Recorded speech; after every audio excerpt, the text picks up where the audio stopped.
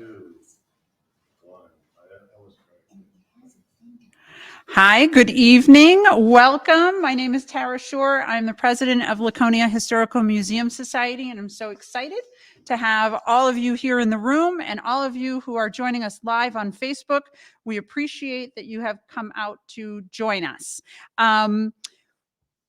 This presentation this evening is a collaboration between the Page Turners, which is the Belknap Mill Book Club, and the Laconia Historical Museum Society. We're very excited to be here at the Belknap Mill to be able to hold this and have Michelle Sherburne with us to present this, this program. So I would like to thank, first of all, Heidi Smith, who's our program committee chair, who kind of got this together, and she'll be coming in just a second to introduce Michelle and speak a little bit more about the program tonight. I would like to also let people know how amazing the Laconia Historical Museum Society is and all the great things that are coming along, not just this program. We have a huge project going on with the Laconia Country Club, and if you're looking for some fun volunteer time, we'd love to have you. We're looking for researchers and writers. So if those two things fit you, if you love digging through the history of Laconia, we've got the job for you. As well, we want to let you know that if you're looking to help support us in our mission, which is to preserve, protect, and save share the history of Laconia, you can do that through membership or donations. And you can do that on our website at Laconia Historical Museum Society, LHMSLPL, at metrocast.com. That's our email. Or you can catch us on laconiahistorical.org. I think you can find us. I'm a new president. Everyone give me a break. As well, at the end of this presentation, there is a QR code, and you're welcome to utilize that for a donation as well. So we appreciate that. We have our next presentation is coming up Tuesday, July 26th. It's Dr. Robert Ferrant, and he is a history professor from UMass Lowell. He'll be joining us to discuss the mills in New England, and specifically the collapse of the Pemberton Cotton Mill in Lawrence, Mass. That cost 110 workers their lives. So we're really looking forward to having him come along. And please do not, if you're following us on Facebook, do not miss part 3 of the Notables series on our LHMS Facebook page. It begins April 4th, and this is part 3 again of a 3-part series. This is the Incorporators, discussing the significant, important people, places, and things here in Laconia. A lot of research done by Warren Hughes and Lynn Keltz here in the city. So don't miss that. Comes up once a day and you can read through it. It's a lot of fun. So let me welcome Heidi Smith up here to give you a little bit more information about our presenter. Thank you.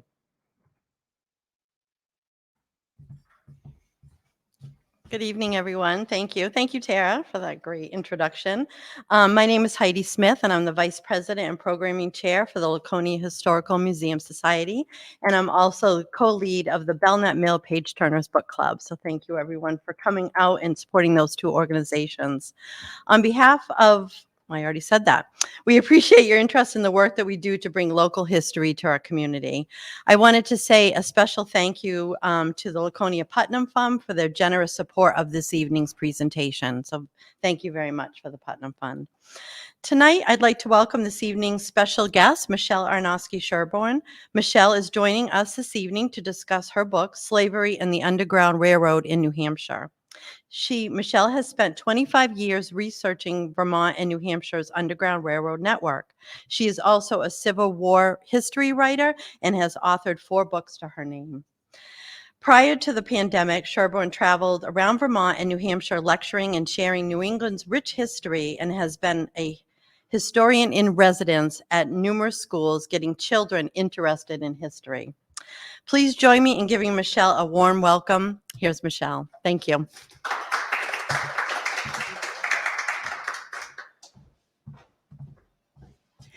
Welcome. I'm so glad to see all of you, and I'm so glad to be in person.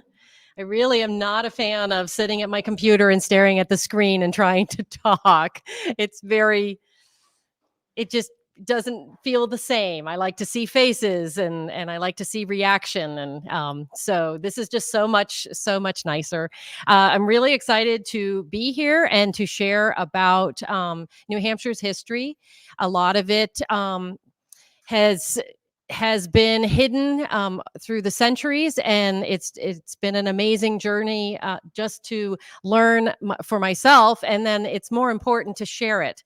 And like Heidi said, I do share it in schools when I can, teaching children, and then teaching adults, just sharing and wanting people to dig into their own town's history, dig into the past themselves, because it's a very rewarding thing. So the 4 books that she mentioned, I have on the screen, as you can see. And I have done a lot of research with the Civil War in various aspects, not just with the books. And just to give you a little bit of background, I know some of the viewers online and some of you here are part of the Book Turners Club. Just to kind of give you a little bit of my background, I've been a writer since I was a teenager. I come from a publishing family. My father is Jim Arnosky, who is a renowned children's book author and illustrator, and he teaches children all around the world about nature and wildlife and science. And I'm very proud of what he has done. And so I grew up writing. I love history. I started working in the newspaper business 2 days after high school. Dove right in and learned from the ground up. Everything: typesetting, copy editing, reporting, photography, press runs, running the mail tire machine, actively putting out the paper. And I've been in the newspaper business since 1984. So you can do the math. And so a lot of the way that I view history is, one, as reporting history. Not that I can have any chance of getting exact firsthand eyewitness accounts through my eyes, but it's important to report history as it was, and not alter it, and not make it politically correct. History is the good and the bad, and you're supposed to just report it. That's accuracy is the basis of 101 newspaper reporting. We try. So anyway, so you will see. I've done the gamut, but I've written newspaper articles, magazine articles, and back in the 90s, I was asked to do a newspaper article, a feature fluff piece for my daily newspaper I was at, to do one on this house in Haverhill, New Hampshire. It was known to be an Underground Railroad safe house, and that would be a really cool, travel guide kind of story.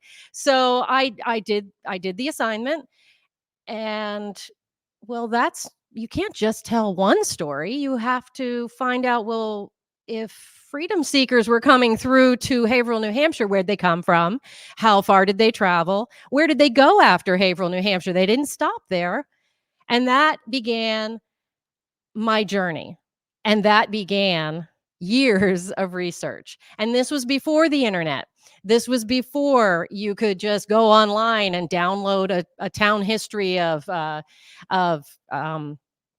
any town, Concord, New Hampshire, or of Meredith, or Laconia. You couldn't do that. You had to go to the town libraries and actually dig into their shelves. So that's how I got started, was with a newspaper article. And I just haven't ever stopped. And I started in Vermont because I live in Vermont. I live on the border in Newbury, Vermont, which is about 40 minutes north of Hanover, New Hampshire. It is right on the Connecticut. I mean, our town border is the Connecticut River, and I do most of my shopping, banking in New Hampshire. So we're sister states. So I started in Vermont and started researching the Underground Railroad. And to a long story short, my first book was about the Underground Railroad in Vermont, which, by the way, up until the 150th anniversary of the Civil War, the Underground Railroad in New England was not a real subject. It wasn't really considered history. It was considered folklore and legend. And when I tried talking to state historians or to professors about it, they just kind of blew me off because they didn't think that that was real stories and they didn't think that was real history. And I just kept going, there's so much here. There's so many layers. Before I started my book for Vermont, some friends of mine asked me to do a history talk. And then I was asked to do another one. And I found that the manuscript I'd been working on for Vermont, which would lead into New Hampshire, it was really dry and it really was boring. But when I would talk about it and share with people, that's where I found my voice. And I found the opposition and I found the abolitionist movement and I found the realities that were happening in the 1800s in our country and in our states was really tumultuous and amazing history that nobody talked about. And so I found a way to present the history. And that is what I did with the Vermont book. And it took me probably 10 years to find a publisher for it. It took 22 years of research, but 10 years to at least get a publisher for it.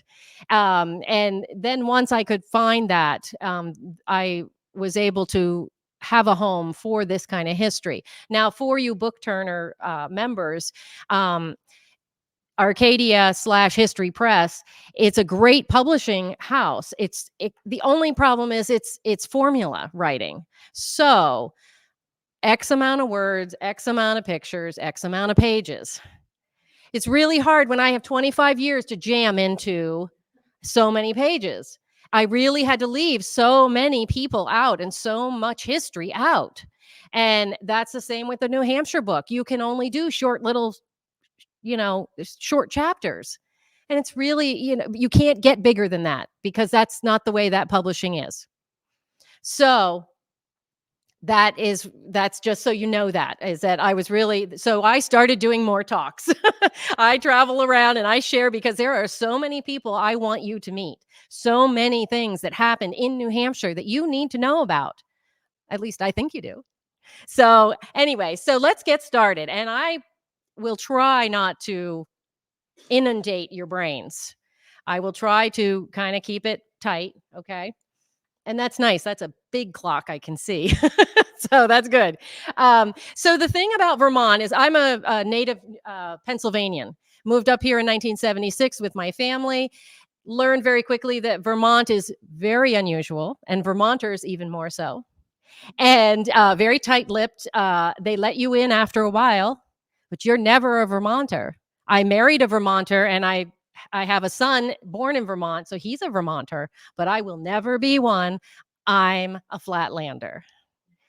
So, or if you're into books, I'm a huge Outlander fan, so I'm a Sassenach, okay? Vermont's different than New Hampshire. For the years, even into the 2000s, researching the Underground Railroad in the towns in Vermont, I had people that would say, oh, my great-grandfather, he helped with some runaway slaves, but we don't talk about that. In Vermont, you just don't talk about things. You just ignore them and you don't go there. And that's how they deal with things. And it was very different when I really started digging in New Hampshire because I figured the sentiment would be the same.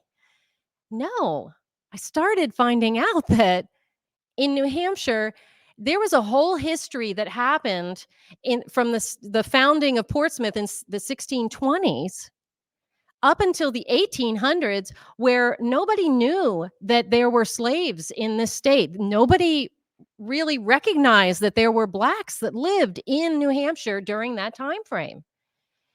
And when you go to the town histories and you started digging and going, okay, I'm looking at a history written after the Civil War, all of them were tailored to suit a whitewashed history.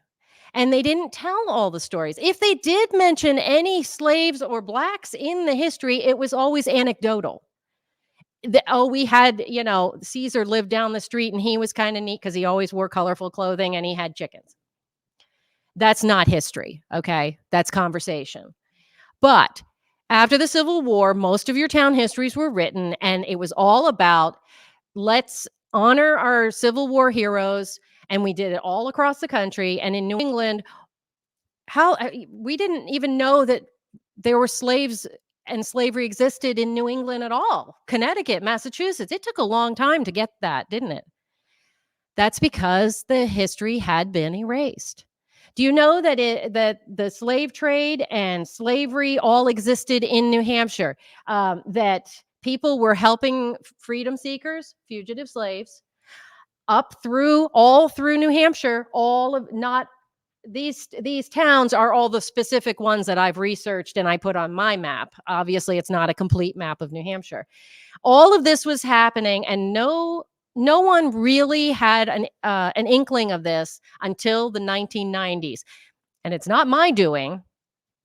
I know that when I went to Portsmouth in 1987, I went to Strawberry Bank and I heard about all the histories of all these incredible places, Studley's Tavern and the Sherburne House. Yes, that's my husband's ancestors. And the North Church. And I heard all about the histories of these places. And not once did they mention any Blacks. Not once did they mention slaves. It wasn't until Valerie Cunningham, a historian in Portsmouth, started researching actually in the 1960s, and then she revisited it in the 1990s.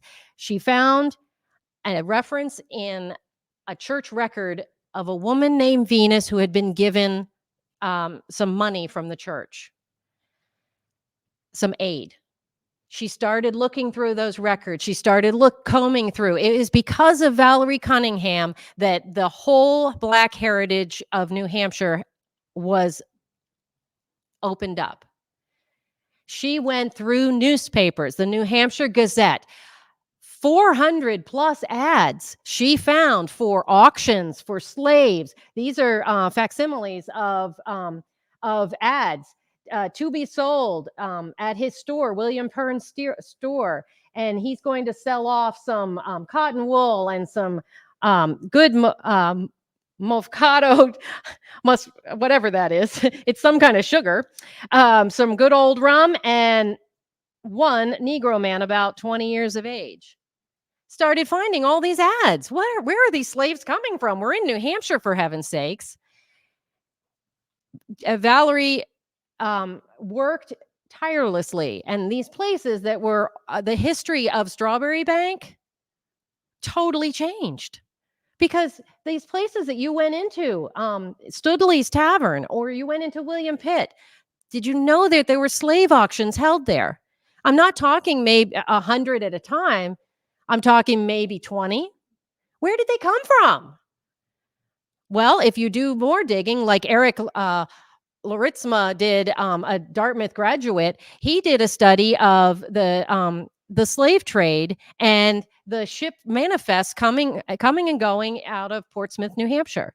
Portsmouth was famous for its ships. It was famous for building them. It also had local merchants who would finance a ship that would go to Africa and get all the imports. Well, look what imports were on board.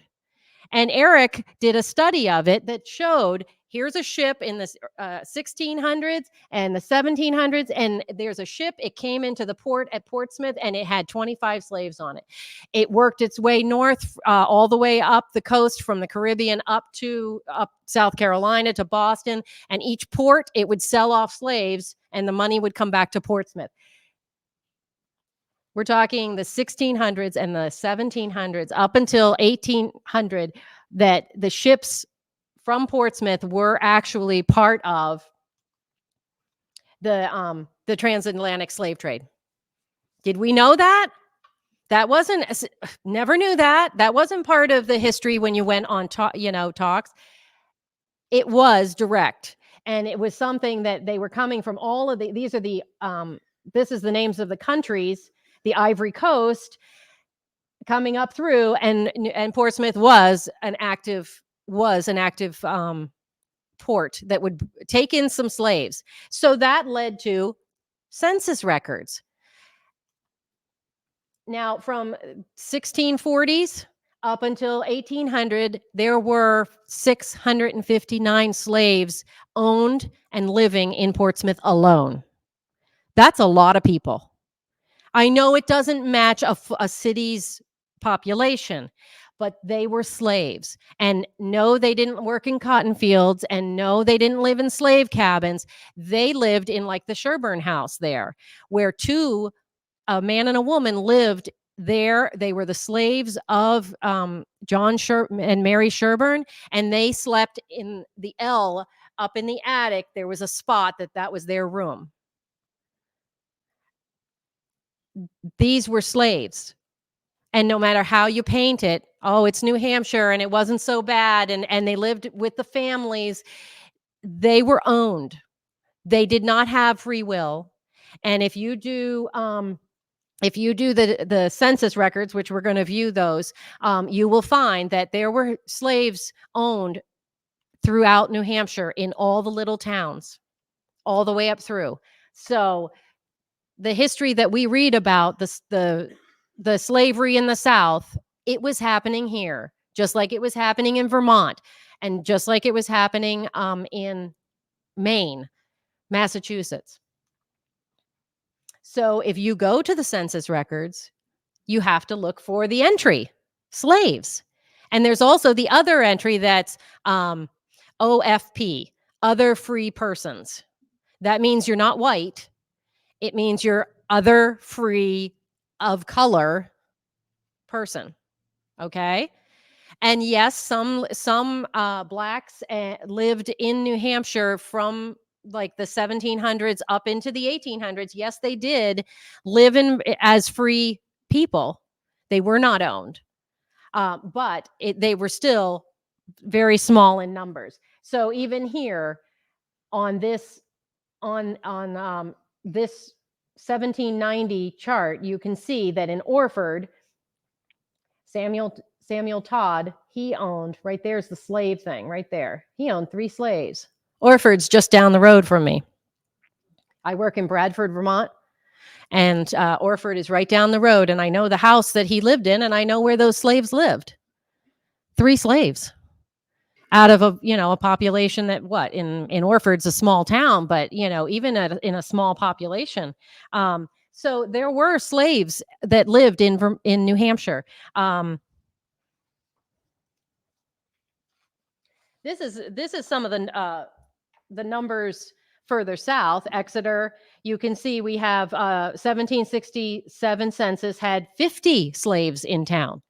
By 1790, things changed a bit, and some of those blacks were freed. And so then you had 80. That's a lot. 80, the largest free population in New Hampshire at that time. 1790 was where there was a spattering throughout the state. But you get a sense of, Hampton had 20 slaves in it. Stratham only had 1. In Gilmantown, sorry, that should be Gilmanton. In Gilmanton, you had five free blacks living in a white household. Okay, they were free. And you had another household that was all blacks, but you had 1. Prince Cogswell was the only one that was a slave in that town. The same with even in Meredith. I mean, a free black household of Peter Moulton's had 5 people living in his house. Well, just think about that. I have right across the river from me in Piermont, New Hampshire. I actually have a board on it. Oh, right here. Sorry, I moved. Right here in Piermont, right across from where I work. Very small town, store, post office, blinking light, school. That's about it. Okay, that's the town. And there's a house on Route 25 that you pass, and it's the white with a red roof, and that's the Evans house. And in the 18, sorry, in around 1800, there were slaves in that town, but there were only like 3, and then the number got down to 1. There was a boy, Thomas Waterman, who was sold. He was 8 years old, and he was sold by a slave trader to the Evans family, and he lived there his whole life. When he turned 18, they gave him his freedom, which was wonderful. They also gave him a house of his own and property, and he had that for his whole life, and he lived 90 years. But he was by the time he was in his later years, even he never married. He was the only Black man in Piermont. Now, I don't know about you. This is a big place. Laconia is a big place. Meredith, these are pretty big places. My town is very small, very small. Newbury is small. We have a lot of little towns, but I have a school and I have a general store and I have the post office and the town clerk, and I don't even have a gas station in my town. Now, if I have like 1,000 or 2,000 people that live in my town, if one person is Black in that 1,000 or 2,000, I think that they're going to stand out. They're the only ones. And a lot of times it was a solitary existence. So even if they were free, they still were alone.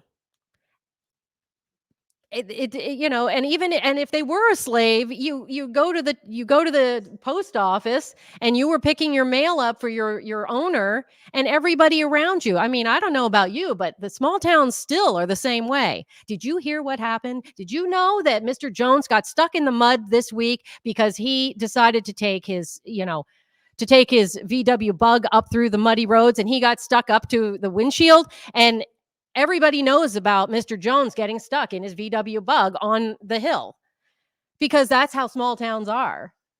And heaven forbid we have a murder or we have something horrible happen. Everybody knows about it. But can you imagine what it was like to be the only person of color in a town? That's a tough one. And then if you look at some numbers now, Warren Hughes has been wonderful. He's been trying to get me to come and do a talk forever. Thank you, Warren. I wish I could see you in person. And I know that Jane Westcomb has done a lot of research in the area, and so I've learned a lot from her. And also Pat Clark, he did a very in-depth study on Gilmanton and the Blacks population throughout the 19th century. So he did a lot of work, and some of these numbers are from there. And we have things like in Meredith in the 1850. Okay, we have one household that had a lot of people in it. Well, they were all listed as mulattoes. The Jacob Paul household with his family plus Anthony Clark's family. That's in Meredith. In Center Harbor, we had in John Coe's household, which we're going to talk about John later. He had one young woman, and then later he had a young girl. They were both Blacks, both born in New Hampshire, and they were the only ones listed in the Center Harbor census. In Laconia, there was, in 1860, you had interestingly, a woman as the head of the household, Elmira Cogswell, and she had her household, and she had John, Aquila, Anna, and they were all Black. And then there's that Prince. So by 1860, Prince had been freed, and now he was living with this family. And look at all of them living there in that household. So you did have numbers. And I know that Pat Clark was really, really good about divvying this up. I know that, let's rewind to the 1790 census in Gilmanton. That's where Prince Cogswell was, but there were also, there's a Samuel Jewett, a Cato Wallingford, a Caesar Wallace, and Robinson Peters. Those were all men who were blacks and had lived independently and had their own household and their own families. So that's pretty amazing for 1790. In Meredith, they only had Peter Moulton. Moultonborough, there was one slave there. So you have some numbers, but we're not talking about a lot. So Pat Clark's research and report, you take 1800, there were 183,000 whites on the census and 860 blacks. Okay. So you see the balance of the numbers. And even as you move up through to 1860, I'm getting close to the Civil War. There in New Hampshire, you had 326,000 people. And of those, there were only about 500 blacks. And the numbers kept decreasing. Now, in some cases, people get a little confused and they think, well, by 1800, the slaves in New Hampshire were all freed. Well, no, slavery in New Hampshire kind of waned. Okay. From the settling of the coast, 1600s, and the settling of New Hampshire is when you had, up to the 1700s is when you had that's when slavery was at its height. That's when the slave trade was bringing more slaves in. When you get to 1800, that's when everything kind of went, well, now we're getting immigrants from other countries and they're coming to New Hampshire, so we can hire them and we don't have to feed them and board them. So you had immigrants coming in and let's just have them as the workforce. So the slaves were set free, but not in the, Harriet Tubman movie kind of like, I'm free, that kind of thing. No, it was more like, okay, we're just going to move into it. In 1789, the slaves were actually removed from the New Hampshire taxable property rolls. So you weren't going to get any tax benefits anymore, and they didn't count for value at that time. And mistakenly, in 1857, New Hampshire passed a law that a lot of people think abolished slavery in New Hampshire. And I'm just going to correct it. In 1857, New Hampshire passed a law that stated that no one could be denied citizenship on account of African descent in New Hampshire. So you can become a citizen no matter what your descent is, but that's not abolishing slavery. Slavery is, you're not allowed to own another person. That's abolishing slavery. So in 1857, a lot of historians use that as kind of a benchmark going, well, New Hampshire actually didn't ever abolish slavery until President Abraham Lincoln did it in 1865 with the 13th Amendment and abolish slavery in our whole country, took it out of our Constitution, right? So that, I just want to go on record and correct that. Now let's move on. I don't want to get bogged down. I just want to point out fact that there is a Black heritage in New Hampshire. It's a very rich one. And thankfully, in the last 20 years, Portsmouth has been working, Milford's been working. They have Black heritage trails. And now New Hampshire Historical Society is working on a Black heritage trail. So please go online, check these out. I have a handout there in the back of the New Hampshire book. I have the Black Heritage Trail for Portsmouth. I have Harriet Wilson's Trail. All of these things are very important because we're recognizing that's a whole other part of our New Hampshire's history that is as important as our founding fathers in our state, in your state. But I want to move on to the Underground Railroad because that is something that is also something that was hidden for a very long time. And it's something that people just couldn't talk about. If you look through the posters, you're going to see different towns are highlighted, and we're going to talk about some of these people. So I'm going to introduce you to them, okay? But there's so much more of Black heritage that's a whole other talk in itself. And so I just urge you to dig into the past and learn more, because it's there. There's some great books out there that have been done by New Hampshire historians. Well, and mine too. So anyway, so let's talk about the Underground Railroad. What was this? Is this just this incredible, incredible adventure mystery? It actually was an organized network of people who knew people that they could trust, that they could keep secrets. They were all connected. And I found that even though it was something that they had to keep quiet about, because it could ruin their reputation. You didn't help a freedom seeker one night, he gets dropped off at your house, and you give him a bed and feed him, and then you take him to the next place and move him onward, because that was the whole point. Is the journey didn't end with you. You were just a piece of it, a part of it. You didn't go to the store the next day and, having coffee with the buddies and tell them that you did that.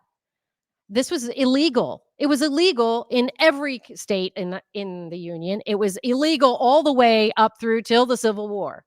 And no, they didn't arrest people as they did like in the states that were, like Ohio and Maryland and Pennsylvania. They didn't do that necessarily here in New Hampshire or Vermont, but you ruin your entire reputation. And in the 1800s, your world was this big. And in the center of it was your community. And in that center was church. So if you messed up and people found out you were doing something illegal, that ball would be hit, and it would hit everything in your circle, your business, your family, your social life, anything, going to the store, going to the post office, everything was in this circle. So if you were a lawyer and someone found out that you were outspoken about slavery, well, that would affect you when you went, to try to get, business. People would stop going to you. Your reputation would be ruined, and then your livelihood would be damaged, and then you couldn't support your family. So it was a lot of that kind of repercussions that was very serious. So that was one of the risks that people took. And the other thing too is that you find that people were all connected. When I'm researching in Massachusetts and in Boston or in Maine, the same names keep coming up. They all belong to the same anti-slavery societies. They all got the same newspapers, the Liberator or the Herald of Freedom out of Concord. And so all of these people that were helping freedom seekers were all connected in one way or another. But how do we know, really? If this was all secret, how do we really know? Well, there are ways that we know. There are gems, like journals, that actually say something like, I helped a fugitive slave last night, and I took him here, that kind of thing. Or letters that were written by children or the agents themselves. If they wrote a letter and said, yes, I remember my dad helping fugitive slaves.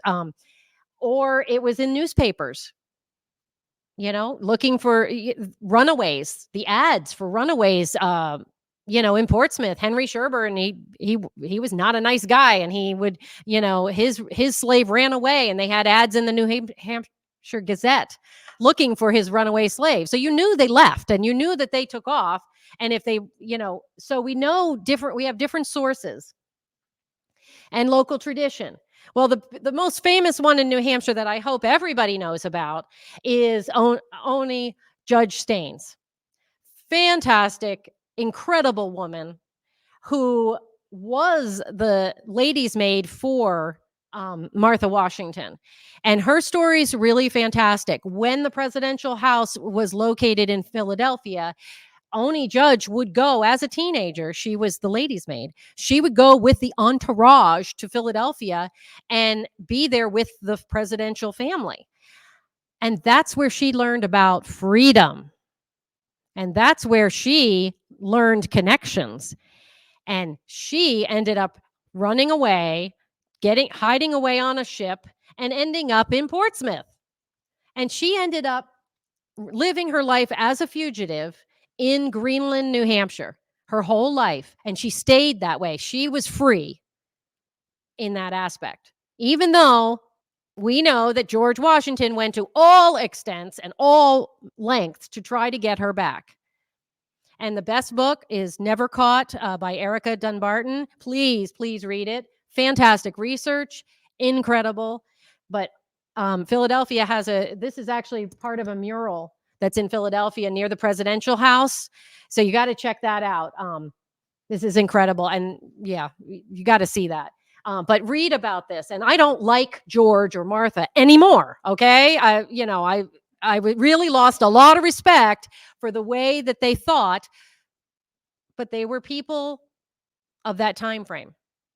They were slave owners. They didn't think that slaves were people and that they could actually think. And it says it right in the letters. It says it. So Oni's story is incredible. She had a family and she lived, and we know that she was like 1700. So that's one of the earlier slaves we know about. Oop. Oh, okay. So next, another way we know. So William Byrd was a Dartmouth College student who was taking a break one semester.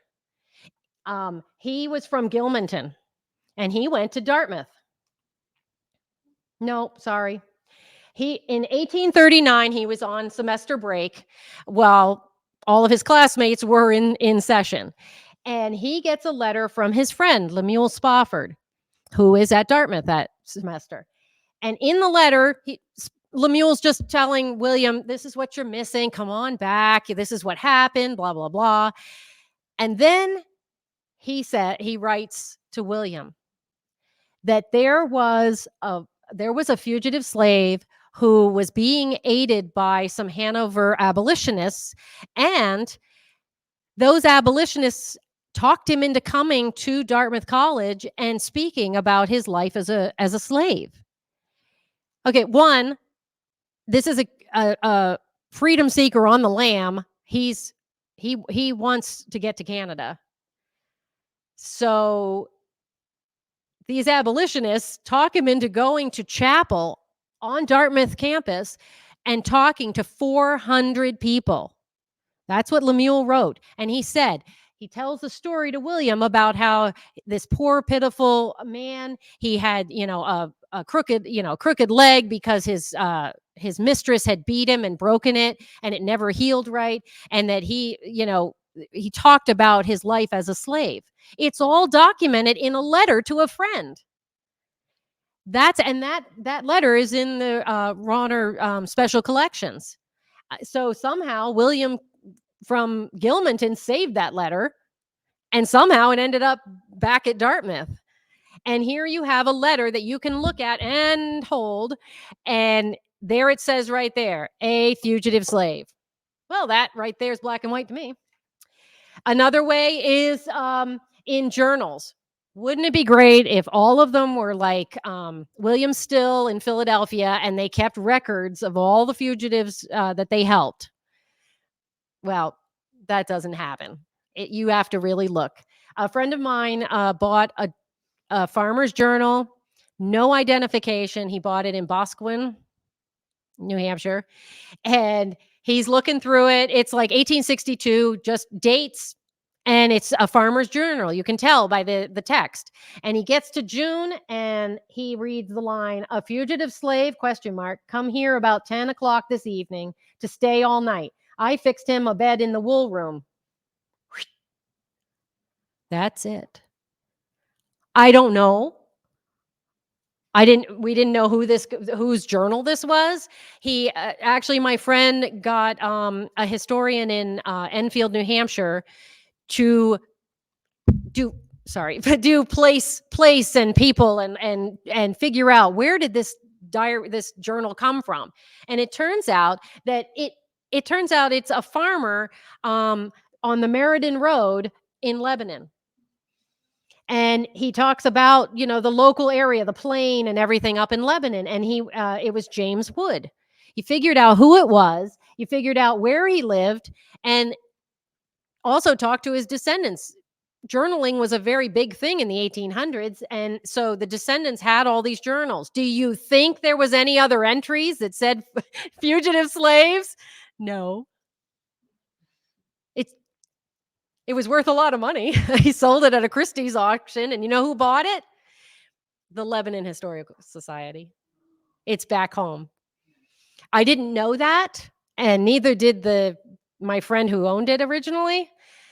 And so I was doing a talk at the Lebanon Historical Society, and I was telling them all about James Wood, and someone raised their hand and went, "Yeah, we have that in our Historical Society library." And I just about went through the roof.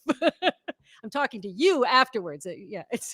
And so then I just was like so excited. And then I got to go see it, and I got to touch it and see that page, just that page. Okay, moving on.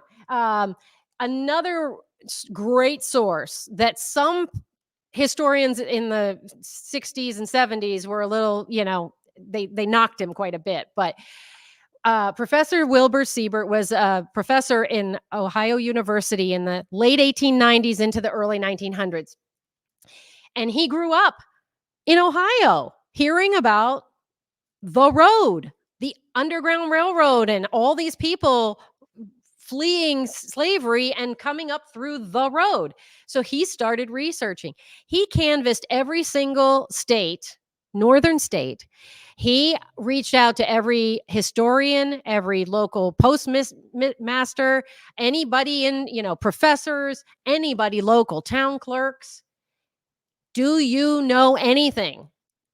The amount of responses he got letters from actual men and women who helped themselves. They were agents. You had their children who helped as well, or they remember having freedom seekers staying in the basement or eating at the table with them. He had firsthand accounts, secondhand accounts, and then further on, and he did that for every single state. And you can access all of those letters in the Ohio Historical Society. They have it all online now. Amazing stuff. Let's look at New Hampshire, shall we? Okay, so the first thing about the Underground Railroad that's different from what most people know is that further south, before they crossed the Mason-Dixon line and probably into Pennsylvania or New Jersey, New York, they were given, freedom seekers were given directions and letters of introduction. So when they knocked on somebody's door, that person would know this is legit. This person really needs help. And my friend in the town next door sent you here. In New England, it was different. In New England, almost all of the accounts that I have come across, it has to do with taking a person somewhere. You are either hiding them in hay wagons, putting them in a carriage that is, you pay off the driver not to open the doors till you get to the next place. Use of train cars, usually taking them, conveyance. I will take you to the next place because the next place I know, he's my friend. So that is how they did it in New Hampshire as well. And there's only one Underground Railroad safe house through the National Park Service that is actually on record, and that's Moses Cartland's in Lee, New Hampshire. It's Walnut Grove, and it's the only one that's actually on record. And when I was working on this book for 2016, it was very rare that people knew that there was a a real network of men and women who helped freedom seekers, even as close to us as 2016. But these people all are real, and these people, they really, there's some kind of connection. Now, the thing about that is that it's either documented in the ways we've said, or it's local tradition. And I believe in local tradition. I state it very emphatically. This is because this story's been passed down through a family. This story's been passed down through a town. If we believe the stories that are told about the Revolutionary War veteran Jacob Bailey, who's the founder of my town, why am I not going to believe if someone helped a freedom seeker? Oral tradition is just as strong, especially in the little towns like I live in, like New England has. But most of these are documented, and there's just different names. I'm showing you faces. For so long, people talked houses. People talked secret passages, hidden rooms behind staircases or fireplaces, tunnels, and hidden closets. That's all great. And I love to crawl into a tunnel. I love to crawl into a hiding space and see if I can fit and see who else could fit my size. Yes, but it's these people who risked things. They helped strangers. And like I said, they were all connected. They were all in some way connected. They, like Moses Cartland, he was good friends with Moses Cheney. We know that Nathaniel Peabody Rogers was well known in Plymouth and Concord. Well, he was mentioned in a letter with Edmund Carleton in Littleton. And the letter was William Lloyd Garrison's letter. I mean, he was the father of the abolitionist movement. So all connected. They all had a secret organization. And these are all different places. Marlborough, Lyme, the Bowers Blanchard House in Merrimack. Okay, some of these are documented. Some of these are local tradition. Even more. There's a lot. We don't have time for all of these, do we? But see, there's that wall. That's the Walnut Grove. This is the Bliss Tavern, and that is what started me on this journey. It's right across the river from my town, and that had an elaborate way of hiding spaces up through the house, all the way up through to the attic. And that was the tavern that Daniel Webster stayed in. It was on Court Street, where the court for Grafton County was held.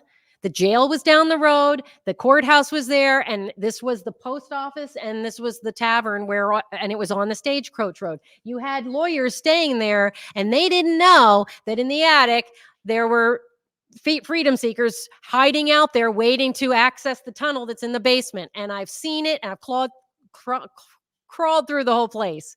Awesome. Okay. So let's zoom in more. So we're going to go local here. Now this is Wilbur Siebert again. And in his book, The Underground Railroad from Slavery to Freedom, he covers the whole country, the northern states, and agents there working. And in it, we learn of 3 brothers and their sons who helped move freedom seekers from Concord, New Hampshire, up to Meredith. How do we know that? Well, we know that because Mellon Chamberlain wrote a letter in 1896 to Siebert, and he said, all I know is what I did. And I know, and my father would ask me to do this. Now, Mellon's father was Moses Chamberlain, and he lived in Concord. Mellon was 18 years old the first time he helped. And in the letter, Mellon says, one night around 12 o'clock, I was awakened by my father, directed to harness the horse and wait for further instructions at the side door. We're in Concord, New Hampshire. When the carriage was brought there, Dad said, Mellon, take this person to your Uncle John, asking no questions and answering none.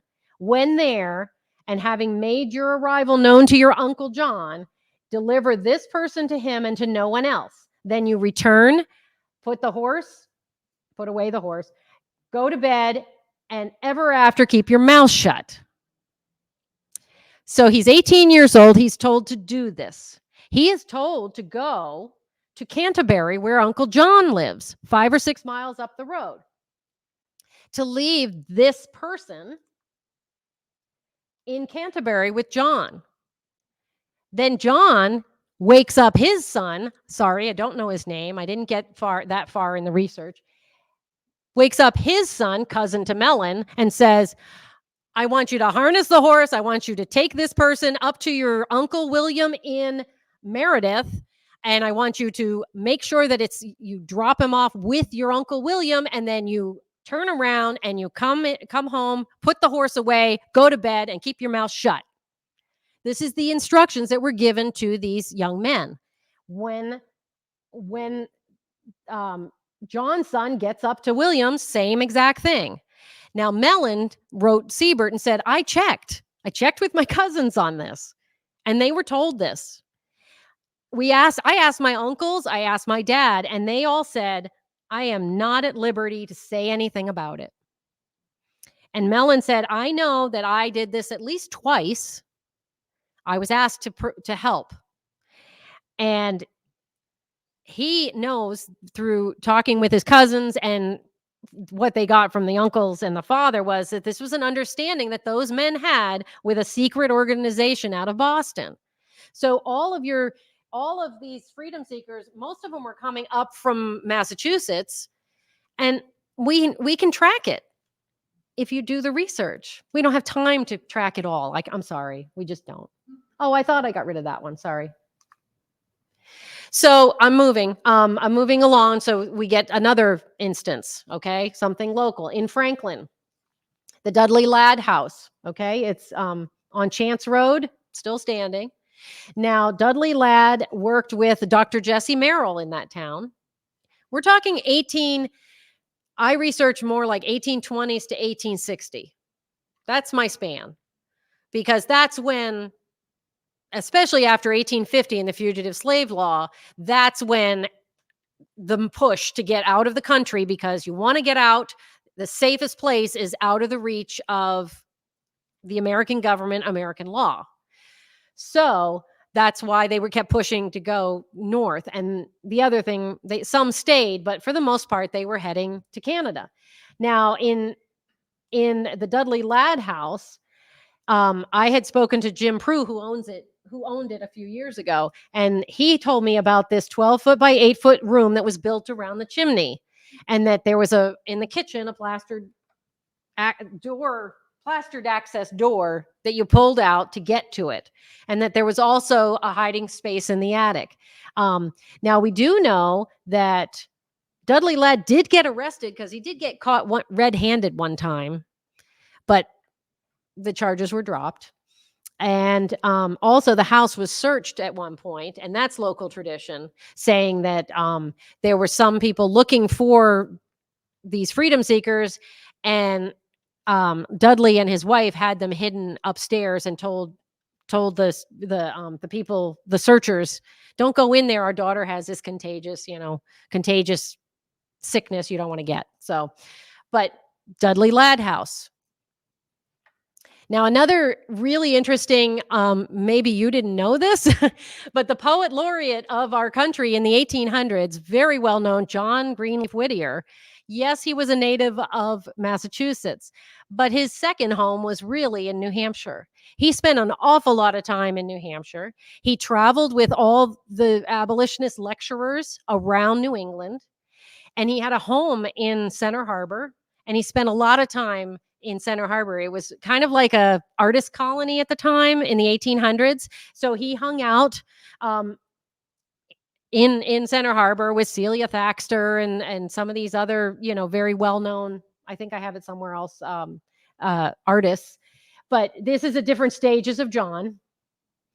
And John, he was related to Moses Cartland. He was good friends with John Coe in Center Harbor. He was related to different people in New Hampshire. So it's very often that you read in Massachusetts of John taking someone with him when he went on his trips to New Hampshire.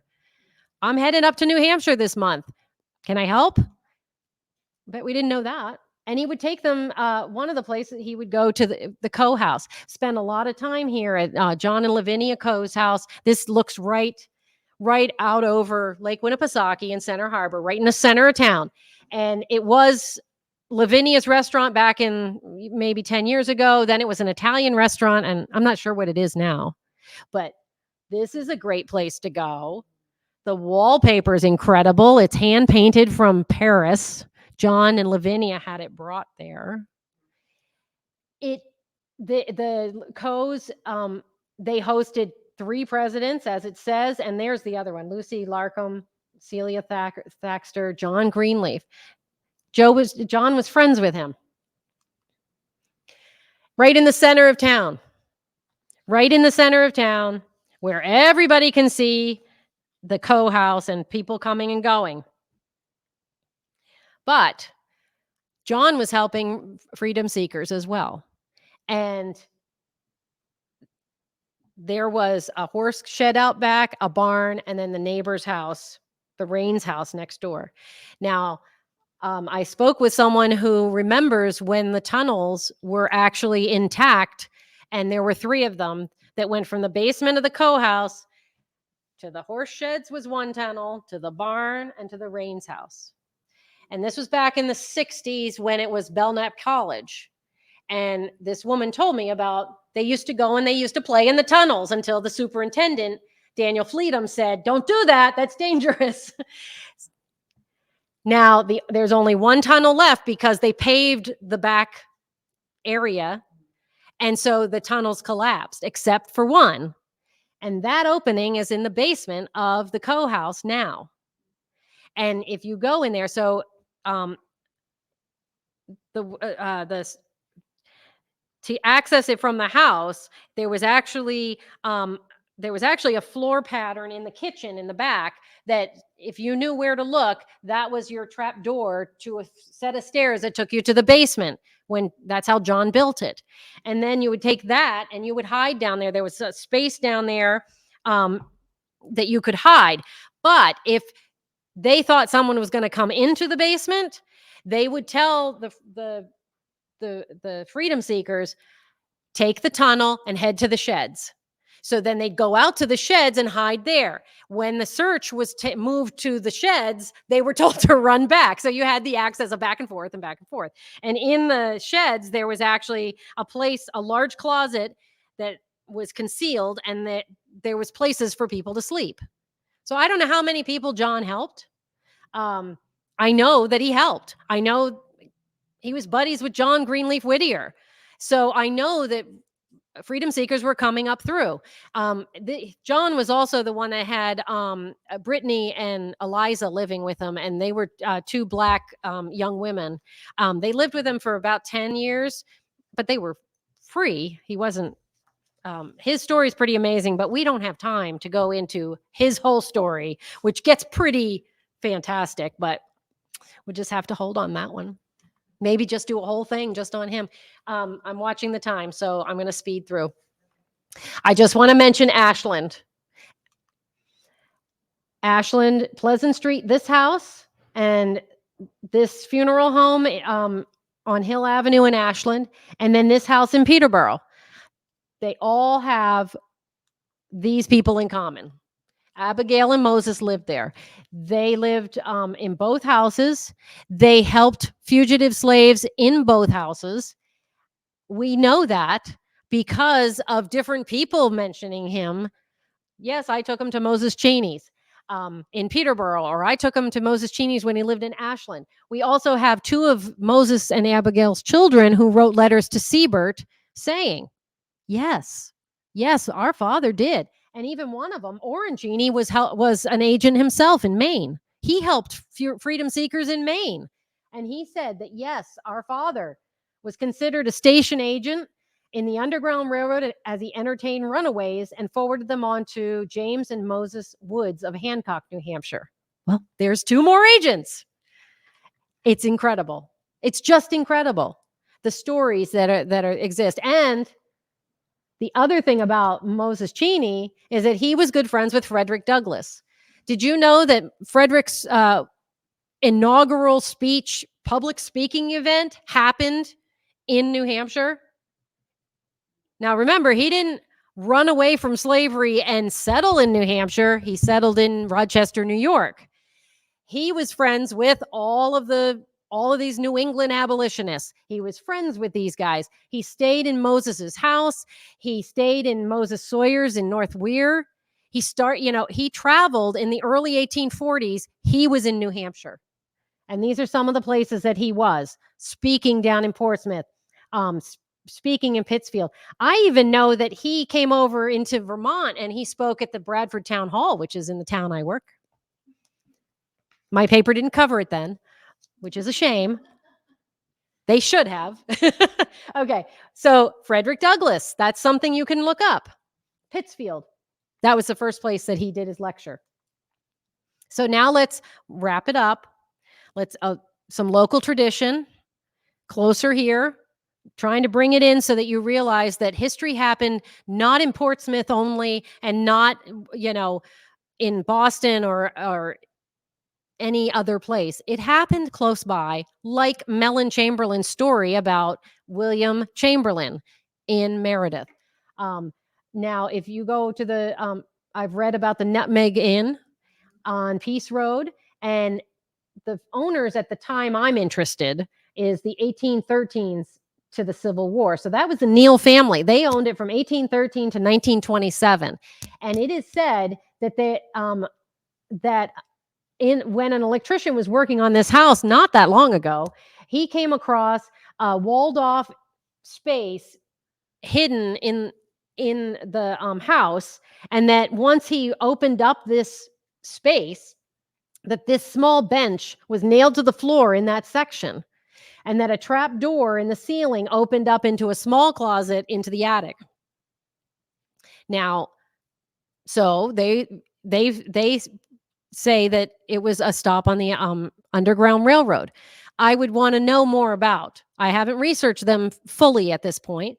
I want to know what about the Neal family, who they were, what their sociogram was, who did they hang out with? Were they anti-slavery people? Did they get abolitionist newspapers?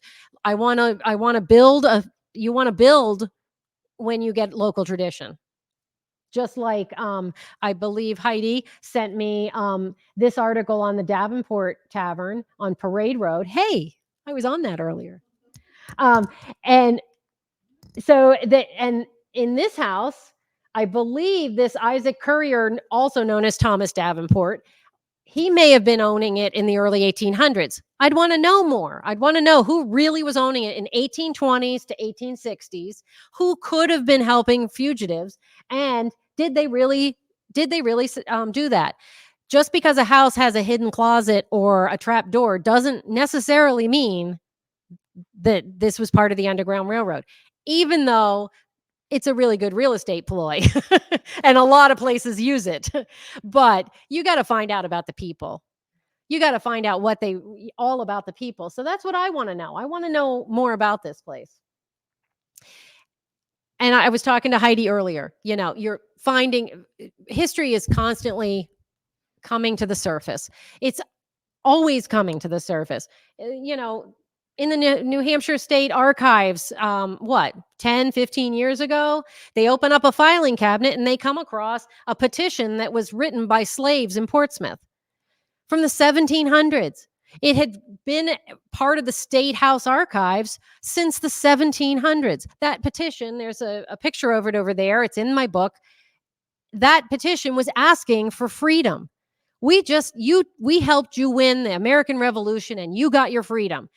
So these 20 slaves in Portsmouth got together, they wrote this document, and then they signed it, and they took it in person to the state legislature and had it read. Unfortunately, that was kind of like a circus show, and they just kind of laughed out. Isn't that cute? Isn't that something? Yeah, okay. But that was buried. And that's the thing, is that I'm still stuck in the 19th century because there's still more things that keep coming up. I didn't know about the Nutmeg Inn. I didn't know about the Davenport tavern. I don't know this. I need to know more because it's out there and it happened all around us. There's your petition. There's the African burial ground. On the maps till 1800s, there was Chestnut Street. It had a cemetery in Portsmouth until the founding fathers in 1800 decided they needed another street. And so they just bulldozed. They just covered it over and everybody forgot about it. But just like the ancient Egyptian history that I've always studied since high school, the sands blow away and then there's another piece of history. They're still finding mummies in Egypt, okay? Still today. They found that cemetery, didn't they? 2003. There's still so much out there that we don't know about. And we need to find out about it. We need to learn. A dollhouse made by a fugitive slave staying at Nathaniel White's house. He made it for his daughter. And it was in somebody's attic. And then they donated it to New Hampshire Historical Society. It has little slave little black dolls in it. It's a little house that this guy made. He was biding time because it wasn't safe to move. I didn't know about that when I wrote my book. I just learned about that. This is so exciting. Or the picture of a runaway slave that my friend found in her house in Warner. It was in a daguerreotype, one of those fancy daguerreotype frames with the red velvet. You open it up and there's this boy in tattered, shredded clothes. She says, I don't know what this is doing here. And I went, I don't either, but let me research it. Do you know what? It is 2 or 3 seconds before or after the famous picture that's used in like the Civil War books of Taylor, who was a runaway slave in the South, and he shows up at Port Hudson in Louisiana and joins the Union forces and becomes a drummer boy. And there's 2 pictures that were saved. Taylor as a slave in shredded clothes and Taylor as a drummer boy in uniform. I found out where the picture was taken. I found out who this guy was, who this boy was. The picture my friend found in her house is just a hair different from the one that is used in James McPherson's books. And you look it up, Black Soldiers, you check it out, you'll find that picture. All I did was slave boy in tattered clothes. Because anytime during the Civil War, anytime you had runaways come to the Union forces, like at a fort, they had a photographer on hand. They'd go, wait, let's get your picture. Don't change, don't move. They'd get your picture, and then the photographer would print tons of copies, and they'd send them north as propaganda saying, look how horrible the Confederates are. So it was all, the carte de visite that they would sell. Well, that's what this was. But this picture here that's my friend found in Warner, New Hampshire, is Taylor smiling because he became somebody when he donned that uniform. I'm going to read this. This is from the African burying ground, and I'm wrapping up. So thank you for your patience. This symbol here, or this symbol here that I wear is it's the Sankofa symbol. It's during the slave trade, the Akan people in Africa on the Ivory Coast, they had a symbolic language, and it was called the Adinkra language. And they have all these different symbols. And you go to Discover Portsmouth and you'll see the artwork in the gallery and a lot of the symbols. And they use this Sankofa as part of the name of their Black Heritage Trail, the Sankofa series. Sankofa means to return and learn from the past, to go forward. So you're San to return, Ko to go, and Fa to seek and take. And the other symbol for it is the back-turned heron. Anytime you see the image of a heron with its head turned over its back, that's Sankofa. So I took that on when I learned of this, because we are to learn from our past. We are to learn, we are to gain the wisdom so that we, one, don't make mistakes again. Also, we learn of these people in the past and what they did. And as the very aptly put on the memorial, in honor of those forgotten, obviously, all the slaves, 4 million at the time of the Civil War, 4 million were still enslaved. And then at least, I don't have a definite count, but at least 40,000 made it to Canada. I know that much. I don't know how many made it to Liberia or out of the country or down to the Everglades, or I don't know. But those, and also the forgotten people who helped them. You don't have a lot of Black Underground Railroad agents in New Hampshire or Vermont. I mean, we don't, most of the Black people left in the 1800s. But they're forgotten until today, until we learn about them now. So this says, I stand for the ancestors here and beyond. I stand for those who feel anger. I stand for those who were treated unjustly. I stand for those who were taken from their loved ones. I stand for those who suffered the Middle Passage. I stand for those who survived upon these shores. I stand for those who pay homage to this ground.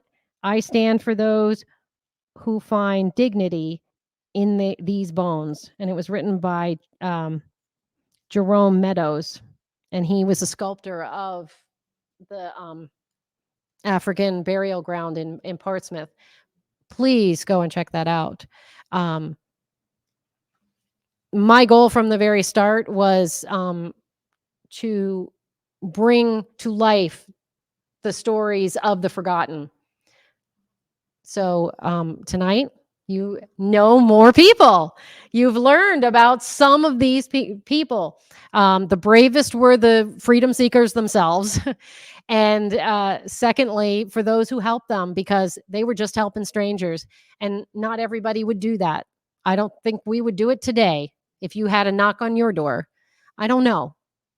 I'd have to question it too. But the tenacity and the courage of people. So I thank you very much for listening to a glimpse to the past and to New Hampshire history. And it's been a joy being here. So I thank you. I will say, please take time to look. I might slide these over to look at the different posters. I do have New Hampshire books coming. So if you are interested, I have them on order. It's just with the pandemic, things to get stock is very difficult, and I couldn't get it in time. But I have them coming, and I will bring them here. So if you want to buy one tonight, I will sign it and deliver it. I will let Heidi and Tara know so that you know when I can come and deliver books. But I'd love to. And ask me questions and just dig into the past for yourselves because it's so rewarding. Thank you.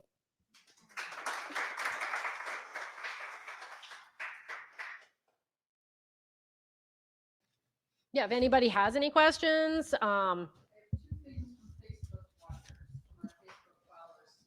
yes.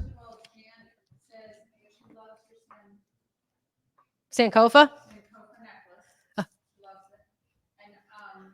Lynn, who is a member of the Historical Society and has done a lot of research on a lot of our notables. Oh, good.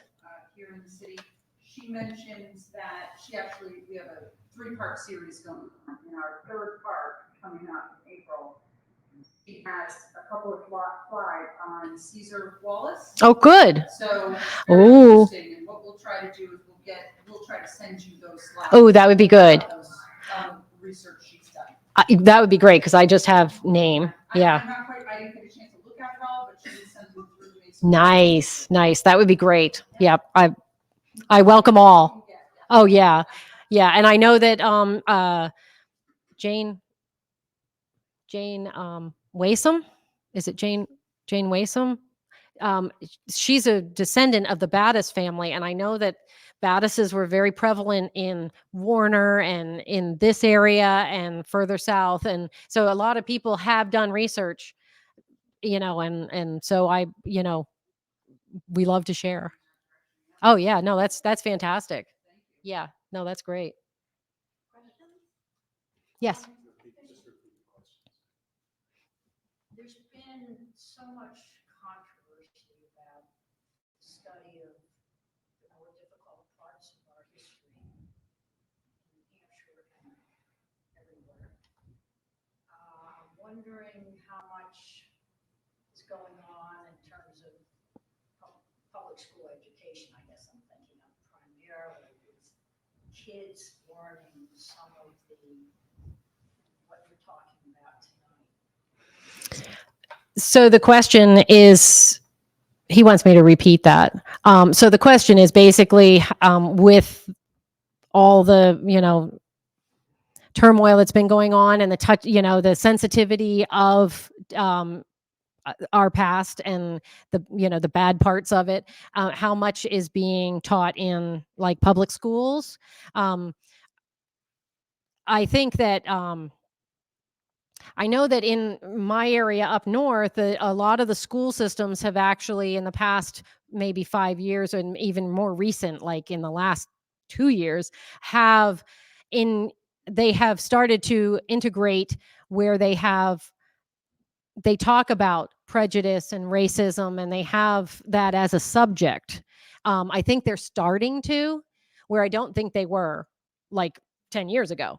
I think that they're starting to, because it's been so rampant in our country in the last 5 years. I think that the school systems are like right on board. Where I work at a local newspaper. We cover 5 area schools. So I'm kind of getting the sense of what their curriculums are, and that's up north. So I'm getting a sense that they're trying to incorporate that. I also know that in the state, like in Vermont, the Attorney General's office actually had me lecture about the roots of prejudice and racism in the state of Vermont, which goes in line with kind of what you're saying, because in the Attorney General's office, they want their staff to be more aware of the history behind prejudice and racism and things that are ugly in our history. They actually want their staff to know more. And I think that people are starting to try to be more sensitive to it and recognize this history that before they just didn't recognize. Does that answer your question? I'm not a teacher. And I know I cover both. My paper covers Grafton County schools, and so I know at least like in the Haverhill system and Rivendell and that up that way, they've introduced some of the conversation. They have introduced the conversation. I don't know about the rest of the state because I'm not in those circles, but I do notice that there is more of a sensitivity. And interestingly, even my subject has become something, it's evolved into something different than what I started with, because people relate to refugees and taking in, when the states were talking about taking refugees, and then when you start talking about racism, it's like, well, my subject has really evolved because I studied slavery. I know the roots of prejudice in Vermont. That's how I launched. So it's interesting. It's interesting how it's evolved.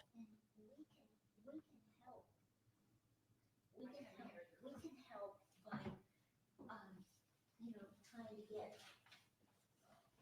the youth and, in our travels, we can either give books like Colton Whitehead's book. But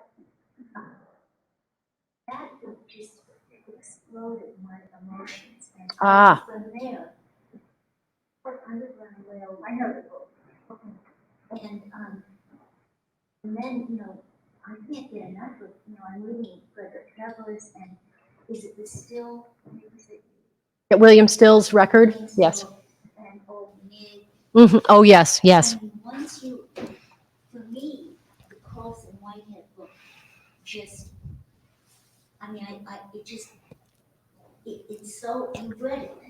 I have not read it. I know, when I said I know it, I know of it. I mean, just try to, that would just, I think, set people on fire to learn more about, you've read it. Isn't it just? Yes. So that we can do that. No, that's interesting. I have, one question from, this might be our last one, but one question from Facebook. Do we know anything about, from Melissa, do we know anything about how this Black population did or did not interact with local Indigenous populations? Have you come across anything like that? There's also That's a a discussion on here about seeking out the New Hampshire Heritage Trail, the Black Heritage Trail, but Yeah, definitely. they asked it, so I figured I'd send it over. I didn't come across a lot of that when you're looking at like census records. Some would list like mulattoes or other free persons who were not white. I don't know how much interaction there was because I also don't know the history of Indigenous people in New Hampshire. I know that like in Vermont, the Abenakis were that was a very strong force there. And there was in other research that I'm doing for a book, the prejudice there was in Vermont was against French Canadians and against Abenakis, and they were trying to eliminate them. So I can't really answer that question well, but because I haven't come across that like in census records where they would actually say that this, and they're also the stories hadn't come across, but I'm sure that they did it with someone who studied the New Hampshire Indigenous tribes. So they'd have to look into that. Maybe Google it and see. So I think we'll wrap up as far as the live with Facebook. I just wanted to say a couple of things and then we Of can course. take questions offline so everyone can kind of hear this in the room here. So Michelle, I wanted to thank you so much for giving the voices to all these folks and also bringing history and making it alive for us. I mean, this has just been amazing. And the amount of work and research you've done has been incredible. So this has really opened a new chapter, I think, for a lot of us. And I just good, appreciate good. it so much. So Awesome. this is Thank great. you. So thank you so much Thank for you. that. That's great. I just had a real quick reminder that our presentation this summer, again, is going to be in July, which is a Tuesday, July 26th. It's with our guest, as Tara had mentioned, Dr. Robert Ferrant, who is a history professor at UMass Lowell, and we'll be speaking about mills and in the area and also at UMass Lowell. Or in Lowell, and also that'll be live here at the Belknap Mill, and we will also be streaming it through Facebook. So look for that presentation, and we will also be having another one in October. More information to come on that. So we're looking forward to having these live presentations through the Historical Society more, and we'll be adding throughout the year and also next year. So again, thank you all that joined us through Facebook and also live tonight. And again, Michelle, this has been amazing, and thank you for giving, again, voices to these folks and making history come alive for them. Great. Thank you. Thanks, everyone.